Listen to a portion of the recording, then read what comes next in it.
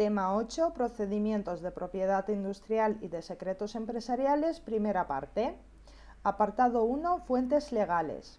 El proceso en materia de creaciones, invenciones industriales, que son las patentes y modelos industriales, se encuentran regulados por la Ley 24/2015 de patentes, en cuyo título 12 se contemplan las normas sobre jurisdicción y procedimiento. En todas aquellas materias no reguladas en la citada norma sustantiva, serán de aplicación subsidiaria los preceptos de la LEC.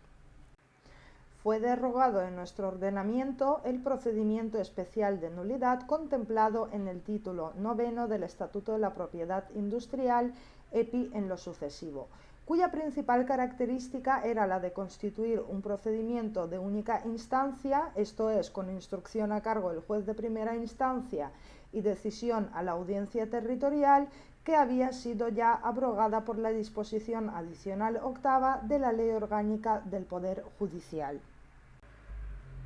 Apartado 2. Protección jurisdiccional. La existencia de este único procedimiento especial, la protección jurisdiccional de los derechos dimanantes de la propiedad industrial, no se efectúa exclusivamente a través de dicho procedimiento, sino que antes corresponde también a la jurisdicción penal y contencioso-administrativa, razón por la cual hemos de distinguir nosotros estas tres garantías jurisdiccionales. La primera garantía es garantía procesal penal. Tradicionalmente, los actos contrarios a los derechos de la propiedad industrial podían constituir el delito previsto en el artículo 434 del Código Penal, que constituía una norma penal en blanco cuyos elementos normativos precisaban de ser integrados con los de los artículos 131 a 134 de la Ley de la Propiedad Industrial de 1902. Este texto legal contemplaba todo un conjunto de delitos privados y semipúblicos cuya sola existencia era sumamente atractiva para los abogados, quienes recurrían a la vía penal, aunque solo fuera al efecto de obtener los elementos probatorios para justificar las tales infracciones y poder después acudir a la vía civil. La utilidad de esta posibilidad práctica, sin embargo, había decaído al entrar en vigor las diligencias de comprobación de hechos de la nueva Ley de Patentes. La interpretación que el Tribunal Supremo realizó de esta ley penal especial ofrecía un carácter restrictivo. De este modo, se hacía precisa la concurrencia de los siguientes requisitos: a. Transgresión o quebramiento de los derechos de la propiedad industrial con el consiguiente resultado lesivo para la explotación del objeto, el cual había de resultar susceptible de valoración económica tanto en el daño emergente como en el lucro cesante. B. Dolo genérico sobre la acción voluntaria y consciente y dolo específico en el ánimo defraudatorio. Y C. Antijuricidad derivada de la infracción de un derecho inscrito previamente en el registro. La segunda garantía es la garantía contencioso-administrativa. La cualidad de que los derechos de la propiedad industrial sean susceptibles o hayan de ser inscritos en la Oficina Española de Patentes y Marcas forma parte de la Administración Pública, concretamente el Ministerio de Industria, y ofrece la relevante consecuencia práctica de que los actos de denegación de dicha inscripción o los de su inscripción indebida son actos administrativos y, por tanto, pueden ser impugnados ante la jurisdicción contencioso-administrativa una vez agotada la vía administrativa ante la oficina. La sentencia declarativa de la nulidad de una patente, dentro de sus límites subjetivos y objetivos, que es el motivo de nulidad, extenderá sus efectos de la cosa juzgada también ante la jurisdicción civil. Y la tercera garantía es la garantía procesal civil. Con independencia de la solución autocompositiva prevista en los artículos 133 y siguientes de la ELP, la protección jurisdiccional de los derechos de la propiedad industrial puede obtenerse ante la jurisdicción civil y a través del procedimiento previsto para el juicio ordinario, a no ser que el litigio sea estrictamente económico, en cuyo caso se tramitarán por el procedimiento que les corresponda en función de la cuantía que se reclame, es decir, el juicio ordinario cuando la materia verse directamente sobre la propiedad industrial, o el verbal u ordinario correspondiente en función de la cuantía de la demanda.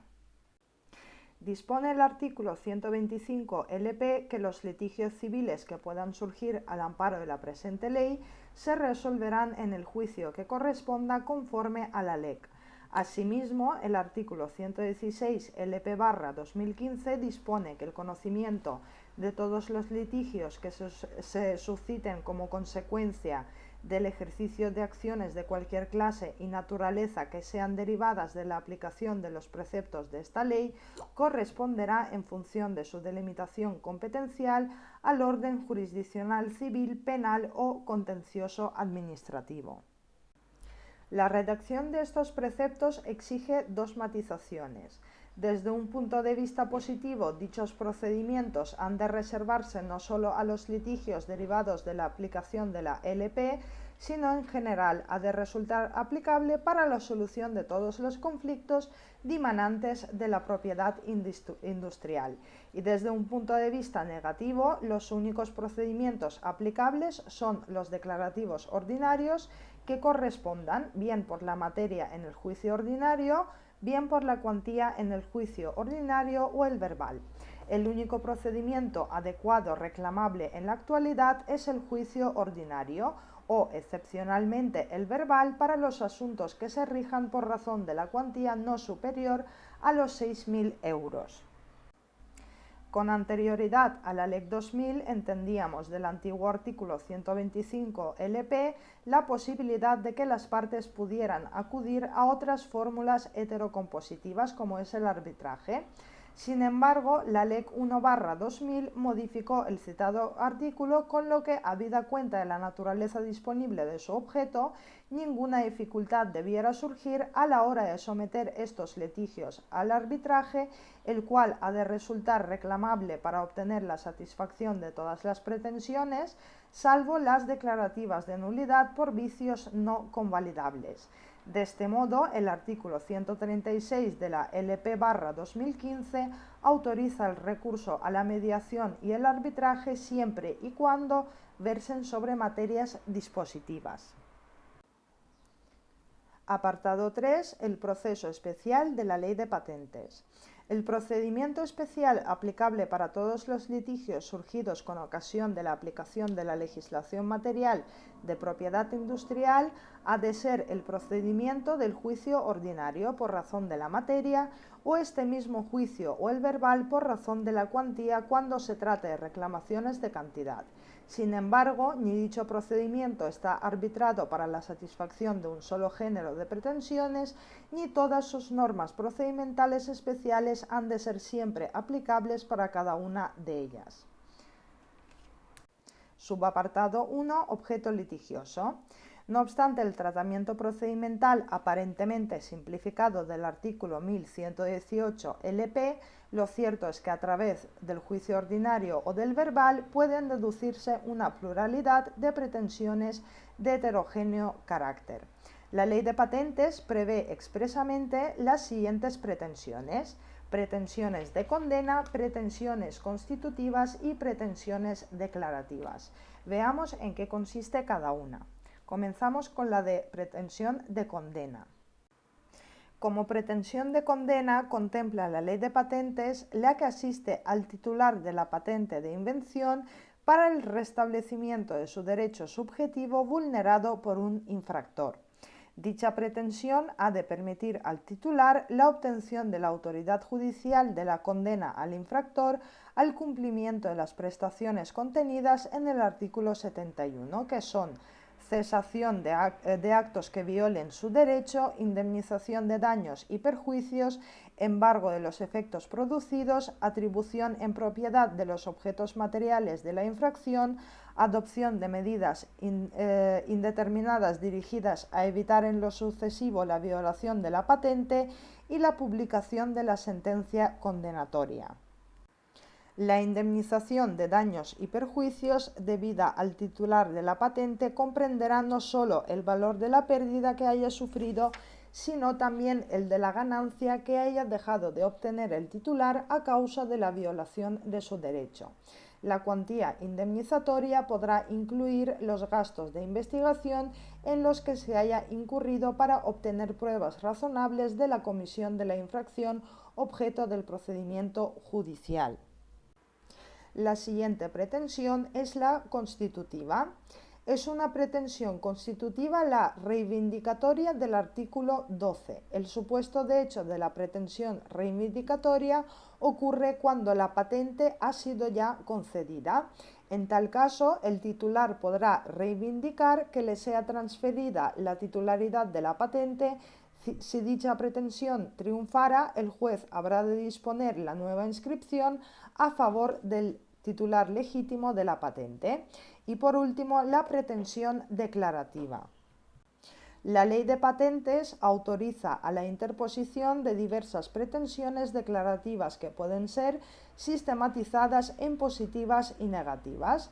Positivas son las pretensiones declarativas positivas y puras que pueden tener por objeto el reconocimiento total del derecho a ostentar la titularidad de la patente. Y negativas son las pretensiones declarativas negativas que se encuentran contempladas en el artículo 121 de la Ley de Patentes y tienen por objeto el reconocimiento judicial de la nulidad de una patente. Las causas de nulidad están taxativamente previstas en las letras A hacia D del mencionado precepto y son las siguientes. A. Ausencia de alguno de los requisitos de patentabilidad. 1. Novedad. Por novedad de la patente hay que entender la circunstancia de no estar comprendida en el estado de la técnica, constituyendo dicho estado todo lo que antes de la fecha de presentación de la solicitud de patente se ha hecho accesible al público en España o en el extranjero por cualquier medio de difusión. No es necesario que se haya tomado un efectivo conocimiento, siendo suficiente que la regla técnica sea accesible al público. 2. Actividad inventiva. No ha de resultar evidente del estado de la técnica para un experto en materia. Si la invención se encuentra al alcance de la mano de un experto medio que pueda partir de conocimientos anteriores, habrá de prosperar esta causa de nulidad. Y 3. Aptitud para la aplicación industrial. La invención será susceptible de ser fabricada o utilizada en cualquier clase de industria, incluida la agrícola. Requisito este último que distingue claramente a la patente de otras propiedades especiales afines, tales como la propiedad intelectual, si bien ambos derechos son perfectamente compatibles. Letra B. Falta de descripción de la invención. La descripción de la invención habrá de ser lo suficientemente clara y completa, debiéndose entender por claridad su inteligibilidad por un experto en la materia y por completa su aptitud para poder ser reproducida totalmente por un experto. Letra C. Incongruencia entre la solicitud y el objeto de la patente. Con el objeto de erradicar la corruptela de las patentes de cobertura, el artículo 102 prohíbe las modificaciones en las reivindicaciones de la solicitud dentro del procedimiento de concesión de la patente, por lo que contempla como causa de nulidad que su objeto exceda el contenido de la solicitud de la patente tal y como fue presentada, o en el caso de que la patente hubiere sido concedida como consecuencia de una solicitud divisional o como consecuencia de una solicitud presentada cuando el objeto de la patente exceda el contenido de la solicitud inicial tal y como fue presentada. Y por último, la letra D. Usurpación de la titularidad de la patente. El artículo 102 sanciona también a la patente concedida a persona distinta de su legítimo titular, quien ha de ser el inventor, sus causahabientes o cualquier tercero a quien aquellos hubieren transmitido el derecho a la patente por algún medio reconocido en derecho. Apartado 2. Presupuestos de admisibilidad de la demanda, el acto de conciliación. Como presupuesto de admisibilidad de la demanda, la LP tan solo contemplaba la obligatoriedad de realizar con carácter previo al ejercicio de la acción el acto de conciliación en las invenciones laborales. pero el artículo 133 de la LP/2015 ha convertido el acto de conciliación en potestativo de ambas partes. Dicha solución autocompositiva se promoverá ante la Oficina Española de Patentes y Marcas. Las demás pretensiones no están sometidas a este requisito previo, por lo que la conciliación se intentará intraprocesalmente con posterioridad a la presentación de la demanda y con arreglo a las prescripciones comunes del procedimiento del juicio ordinario o verbal. Junto a este presupuesto, la jurisprudencia menor suele requerir también la aportación en la demanda de la certificación acreditativa del informe sobre el estado de la técnica o al menos de su solicitud. Apartado 3. Plazo para el ejercicio de la acción.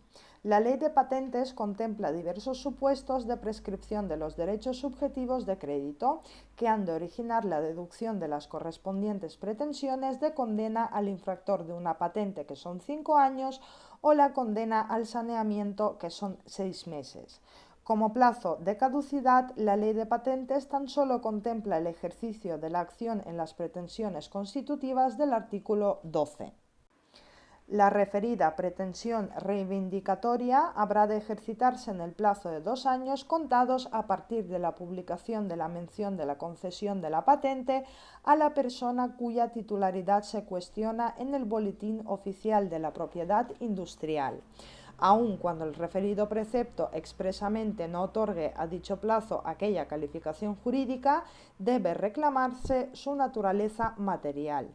Asimismo, están sometidas a un plazo de caducidad de 5 años las acciones de nulidad. Apartado 4. Competencia. Según lo dispuesto en el artículo 116, el conocimiento de todos los litigios que se deriven de la aplicación de la Ley de Patentes corresponderá, en función de su delimitación competencial, al orden jurisdiccional civil, penal o contencioso administrativo. La competencia objetiva corresponde siempre a los juzgados de primera instancia de lo mercantil. Del conocimiento de los litigios relacionados con la propiedad industrial conocerán los jueces de primera instancia de lo mercantil y a través de las normas del juicio ordinario, pero además del criterio cualitativo, la ley procesal común regula otro cuantitativo. Pues si el conflicto fuera estrictamente económico, el procedimiento será el del juicio declarativo, que corresponde por razón de la cuantía, ya sea en el juicio ordinario o el verbal. La competencia territorial se determina, en primer lugar, acudiendo directamente al artículo 52 de la LEC, al establecer un fuero legal preferente en materia de propiedad industrial, pero remitiéndose a lo previsto en la legislación especial sobre dicha materia. Es preciso acudir, pues, en segundo lugar, a dicha legislación especial para hallar tales normas, regulación que se encuentra en la Ley de Patentes en su artículo 118, precepto que precisa ese fuero legal a favor de los juzgados de lo mercantil de la sede del Tribunal Superior de Justicia de la comunidad autónoma correspondiente al domicilio del demandado. Dicho criterio resulta ciertamente novedoso y su finalidad hay que encontrarla en el deseo del legislador de crear órganos jurisdiccionales especializados, y la otra cara de la moneda, sin embargo, es la ruptura de la inmediación para practicar diligencias de ocupación o para la adopción de las medidas cautelares hay que acudir al todavía lento auxilio judicial. Pero en la adopción de este criterio han pesado más las razones de seguridad, economía, la necesidad de contar con órganos jurisdiccionales experimentados y la unificación de la doctrina jurisprudencial. Apartado 5. Legitimación. La legitimación activa y pasiva es distinta según la naturaleza de la pretensión que haya de deducirse en el proceso.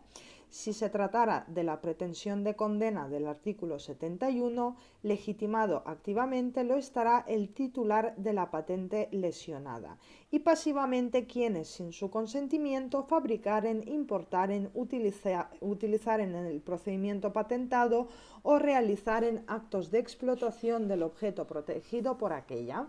Tratándose de pretensiones constitutivas, la legitimación activa corresponde al titular de la patente que haya obtenido jurídicamente el reconocimiento de su derecho, y la pasiva al solicitante o concesionario de la patente en los respectivos supuestos de la pretensión subrogatoria y reivindicatoria del artículo 12. Finalmente, en el caso de que se ejercite una pretensión declarativa de nulidad de patente, legitimados activamente lo está el titular de la patente frente a quien no tenga derecho a obtenerla.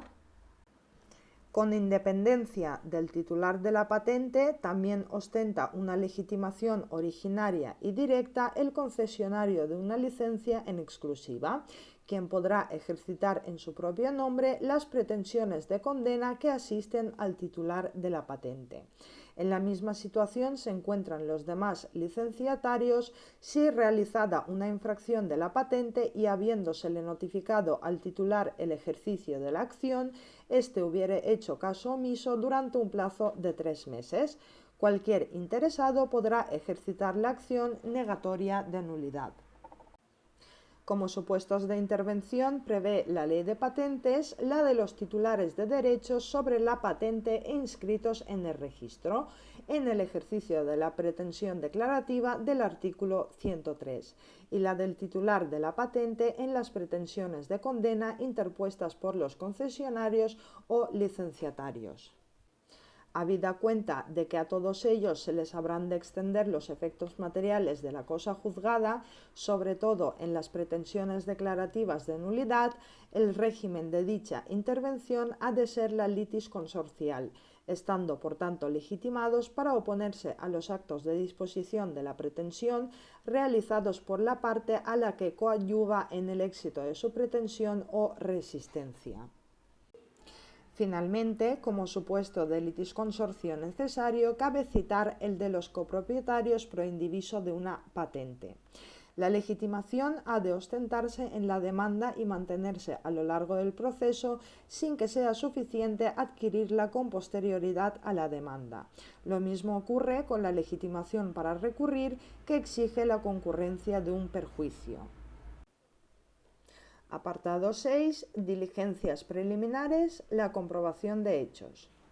En el supuesto de las pretensiones de condena contra infractores de los derechos sobre la patente con anterioridad a la presentación de la demanda, la persona legitimada puede instar la práctica judicial de la comprobación de hechos a la que se refieren los artículos 123 a 126, que han de ser integrados con los preceptos relativos a las diligencias preliminares. El ámbito de aplicación de estas normas procesales está sometido a un condicionamiento objetivo, ya que estas diligencias preliminares tan solo serán invocables ante el anuncio de interposición de pretensiones de condena contra infractores de los derechos sobre la patente. La naturaleza de tales diligencias consiste en la realización de toda una serie de actos instructorios cuya finalidad estriba en recabar a través del juez la aportación de los elementos de hecho necesarios para evidenciar la infracción de la patente y con ello poder fundamentar con éxito la futura pretensión de condena.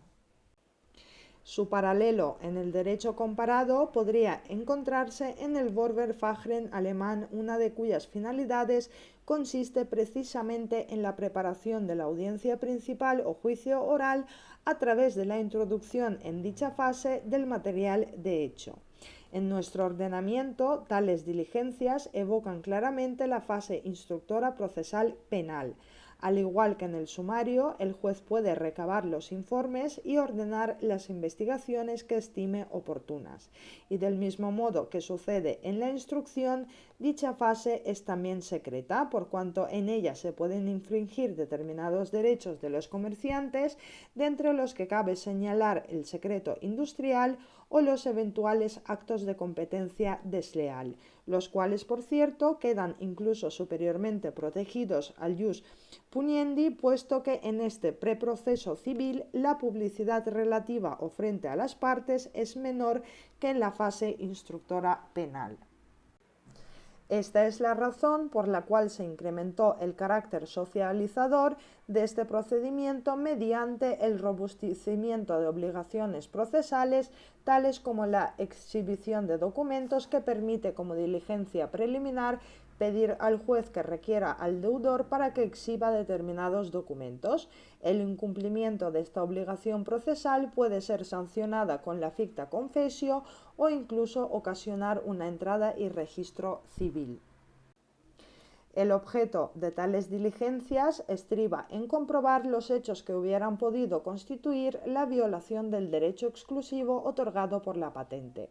La práctica de esta diligencia está condicionada al examen de su pertinencia y a la observancia del principio de proporcionalidad, por lo que en primer lugar habrá de presumirse racionalmente que se han cometido actos de violación de la patente y en segundo la realización de estas diligencias habrá de ostentar carácter imprescindible para la averiguación de tales hechos, que es el principio de necesidad, de tal suerte que si pueden acreditarse a través de otro medio, decae la utilidad de tales medidas en virtud de su principio de inexistencia de alternativa menos gravosa. En cuanto al procedimiento, este se iniciará mediante una solicitud en la que el actor habrá de determinar la pretensión de condena, sujetos y circunstancias especiales de la diligencia. Dicha solicitud habrá de presentarse ante el juzgado de la demarcación en donde ha de practicarse esta diligencia. En la fase de admisión de la solicitud, el juez podrá recabar los informes y ordenar las investigaciones que estime oportunas. Si admitiera la solicitud, dispondrá que el demandante satisfaga caución suficiente para cubrir los posibles daños y perjuicios que pueda irrogar la práctica de tales medidas. Si inadmitiera la solicitud, la denegará mediante auto, contra el que podrá interponerse recurso de apelación en ambos efectos. A continuación, el juez citará a los interesados, quienes podrán oponerse a la adopción de la medida, e inspeccionará los medios con intervención del perito que haya designado y, sin necesidad de prestar audiencia al interesado, determinará si las máquinas, dispositivos o instalaciones inspeccionados son aptos para llevar a cabo la violación de la patente. Si considera que no lo son, archivará las actuaciones, las cuales permanecerán secretas, dando cuenta al demandante de la resolución recaída. Si por el contrario estimase que puede haberse producido aquella violación, realizará una detallada descripción de las máquinas, dispositivos, procedimientos o instalaciones, sin que pueda darle al actor otra información de dicha acta que la precisa para que el solicitante de las mismas inicie la correspondiente acción judicial. Apartado 7. Demanda. Ninguna prescripción especial contempla la ley de patentes sobre la demanda, por lo que habrá de articularse en la forma ordinaria, a la que tendrán que incorporarse los documentos comunes, de entre los que revisten una significación especial los que acrediten la legitimación activa y dentro de ellos la certificación de la Oficina Española de Patentes y Marcas, cuando quien haya de interponerla sea el titular registral. En la demanda e incluso con anterioridad a ella podrán solicitarse las medidas cautelares. Apartado 8. Contestación del demandado. Una vez admitida la demanda, el letrado de la Administración de Justicia dará traslado de ella y de los demás documentos al demandado. En el trámite de contestación, la ley de patentes tan solo mantiene una especialidad prevista en el artículo 126. Conforme a este precepto, si se hubiera deducido una pretensión de condena contra el presunto infractor de los derechos derivados de una patente, el demandado podrá alegar por vía de reconvención o de excepción la nulidad total o parcial de la patente del actor de conformidad con las normas del derecho procesal común. Apartado 9. Procedimiento probatorio y sentencia. Tampoco prevé la ley de patentes especialidad alguna en materia de prueba, siendo reclamables las normas de la ley sobre la misma, en virtud de la cláusula de remisión establecida por el artículo 125. Sea pues suficiente recordar aquí la vigencia de la prescripción contenida en el artículo 131, conforme al cual, finalizado el plazo de 30 días hábiles posteriores a la conclusión de las diligencias de comprobación de hechos, si no se presentara la demanda, quedarán aquellas sin efecto y no podrán ser utilizadas en ninguna otra acción judicial. Lo que viene a consagrar el referido precepto es una regla de prohibición de valoración de la prueba. Las tales diligencias constituirán un supuesto de prueba prohibida y el juez no podrá tomarlas en consideración en la declaración de hechos probados de la sentencia. Los recursos que caben contra la sentencia dictada en este proceso son los comunes al juicio ordinario. No existe, pues, especialidad alguna con la salvedad de la ejecución provisional que la ley ha establecido en este sentido, que no serán provisionalmente ejecutables las sentencias que declaren la nulidad o caducidad de títulos de propiedad industrial, por la inseguridad jurídica que podría producir la modificación registral de la patente anulada en primera instancia, pero recurrida en apelación o en casación. En cuanto a los efectos de la sentencia, hay que diferenciarlos conforme a su naturaleza. Tratándose de sentencias de condena, habrá que observarse las novedosas prescripciones sobre la determinación de la indemnización de daños y perjuicios. Si la sentencia fuere constitutiva, los efectos se producirán ex nunc, extinguiéndose y debiéndose cancelar a partir de su fecha las licencias y demás derechos de terceros sobre la patente por la inscripción en el registro de la persona legitimada. Los anteriores titulares de patentes o licencias obtenidas con anterioridad a la inscripción de la presentación de la demanda judicial podrán continuar con la explotación de la patente siempre que solicitaren al nuevo titular inscrito en la Oficina Española de Patentes y Marcas en el plazo de 2 meses la concesión de una licencia no exclusiva. Por el contrario, si la sentencia hubiere declarado la nulidad de una patente, sus efectos se producirán ex tunc, retrayéndose al momento de la infracción de la norma imperativa, la cual, tratándose siempre de requisitos que condicionan el válido nacimiento de la patente, producirá su nulidad de pleno derecho. Tales son los efectos de la sentencia declarativa que proclama el artículo 104. La declaración de nulidad implica que la patente no fue nunca válida, considerándose que ni la patente ni la solicitud que la originó han tenido nunca los efectos previstos en el título 6 de la presente ley, en la medida en que hubiere sido declarada la nulidad. Ahora bien, al amparo de la patente indebidamente inscrita han podido surgir derechos de terceros, amparados por la buena fe. La protección de estos intereses es lo que trata de realizar el número segundo del artículo 104, al establecer que el efecto retroactivo de la nulidad no afectará a las resoluciones sobre violación de la patente que hubieran adquirido fuerza de cosa juzgada y hubieran sido ejecutadas con anterioridad a la declaración de nulidad, y b. a los contratos concluidos antes de la declaración de nulidad en la medida en que hubieran sido ejecutados con anterioridad a la misma. En cuanto a los límites subjetivos de los efectos materiales de la cosa juzgada en las sentencias declarativas, el artículo 104 se encarga de proclamar su eficacia erga omnes. Una vez firme la declaración de nulidad de patente, tendrá fuerza de cosa juzgada frente a todos. Y por último, en lo referente a los límites objetivos, destaquemos que tan solo se producen dentro de la causa petendi, o motivo de nulidad judicialmente declarado, sin que pueda afectar en ningún caso a las adiciones de patente con respecto a las cuales se hubiera solicitado su conversión en patentes independientes. Apartado 10. Medidas cautelares. Como regla general, el artículo 128 LP permite la adopción de todas y cada una de las medidas cautelares previstas en la LEC. Dos tipos de medidas cautelares prevé expresamente la Ley de Patentes en el procedimiento que nos ocupa, y son la anotación preventiva de demanda en la Oficina Española de Patentes y Marcas y las medidas aseguratorias de la pretensión de condena deducida contra el infractor de los derechos de la patente.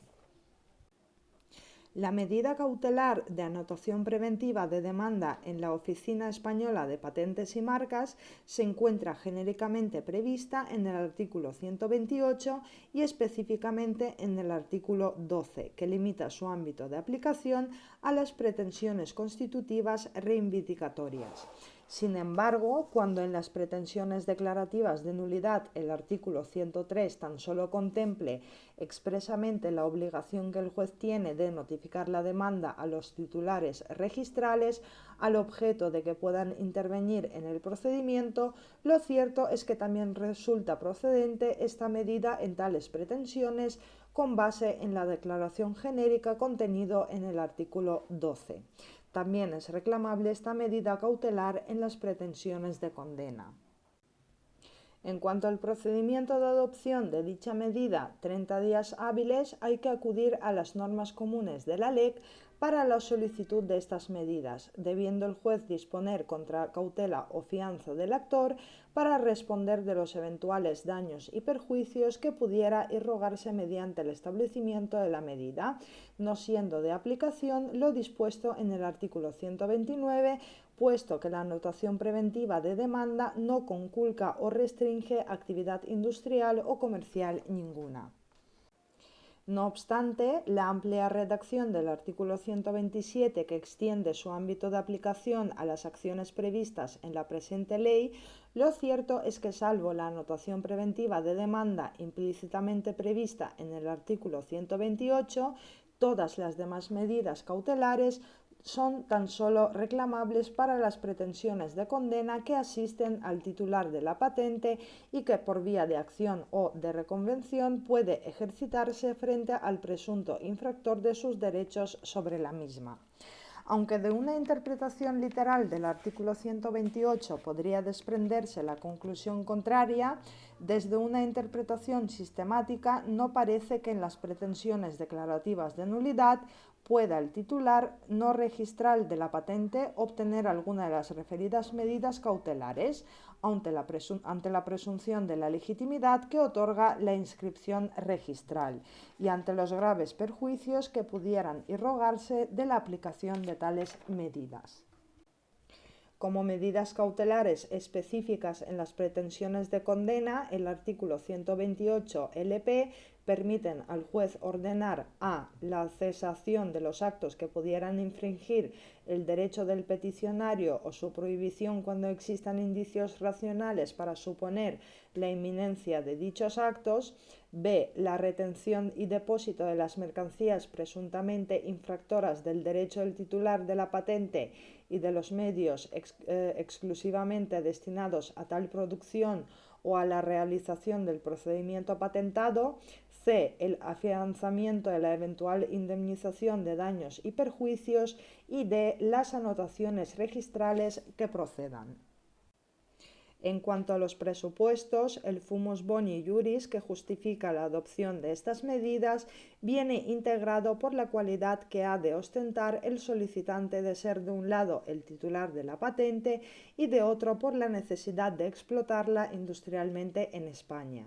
La obligatoriedad de ser el actor titular de la patente se comprende si se piensa que tan solo a dicho titular le corresponde el derecho a su explotación y que por tanto exclusivamente a él le asisten las pretensiones de condena dirigidas a obtener el restablecimiento de su derecho subjetivo vulnerado por actos de infracción de la patente. La solicitud de estas medidas cautelares se tramitarán conforme a la normativa común, con la posibilidad procesal del actor de pedirlas en la demanda principal antes de la misma o con posterioridad. El procedimiento a seguir es el común previsto para la generalidad de las medidas cautelares en la Ley Procesal Civil. Si hablamos de cauciones, si el juez dispusiera la aplicación de la medida, el demandante habrá de prestar caución para garantizar los daños y perjuicios que pudieran ocasionarse con su puesta en práctica. Del mismo modo, si la medida pudiera originar una restricción de la actividad industrial o comercial del demandado, éste podrá eludir su aplicación mediante la satisfacción de fianza. El quantum de ambas fianzas habrá de ser fijado discrecionalmente por el juez con audiencia en su caso de las partes y es admisible cualquier género de fianza, incluso el aval bancario, con la sola excepción de las fianzas personales. Y por último, hablamos de extinción. Las medidas del artículo 128, al igual que toda medida cautelar, están sometidas a la cláusula rebus sic stantibus, de tal suerte que no solo su intensidad o cuantía está en función de la modificación de las circunstancias que justificaron su adopción, sino que naturalmente también han de desaparecer cuando dejen de concurrir los presupuestos que las hicieron posibles. De este modo, finalizarán cuando la sentencia adquiera firmeza, pero incluso con anterioridad a ella han de extinguirse si no se hubiera accedido a la pretensión del actor en la primera instancia. Si fuera favorable, se mantendrán tales medidas e incluso se dará conocimiento a la parte apelada de la existencia del recurso a fin de que pueda solicitar la ampliación o modificación de tales medidas.